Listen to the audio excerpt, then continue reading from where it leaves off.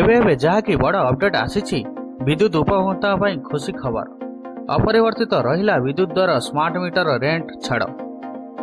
एबे देखंतु विद्युत उपभोक्ता खुशी खबर राज्य में बढ़िला विद्युत दर अपरिवर्तित रही फेस मीट्रे ओआरसी पक्षर घोषणा करा जायछि। साधारणतः ग्राहकों अपरिवर्तित रहिबो विद्युत दर। ओआरसी पक्षर एक बड़ घोषणा करा जायछि। स्मार्ट मीटर रेंट छाड़ करा जायछि। तेबे 2 किलोवाट पर्यंत स्मार्ट मीटर रेंट छाड़ करिछि निगम।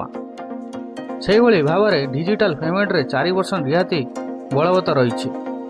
तेबे आपण जदि प्रीपेड बिल पेमेंट करूछंती ताहाले आपण माननकु 4 वर्ष रिहाती मिलिबो। तेबे दर्शक बंधु आपण माने नोटिस करिथिबे जेतेबेले आपणकर इलेक्ट्रिक बिल आसी थाए तेबे एही बिल सह आपण मीटर रेट जोड़ी होई आसी थाए।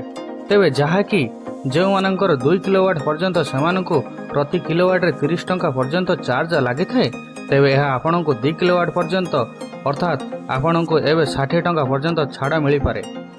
तेबे आपण माने जदि 2 किलोवाट रे विद्युत यूज करछंती तेबे आपणको एबे पूर्व अपेक्षा कम टंका देबाको पड़िबो।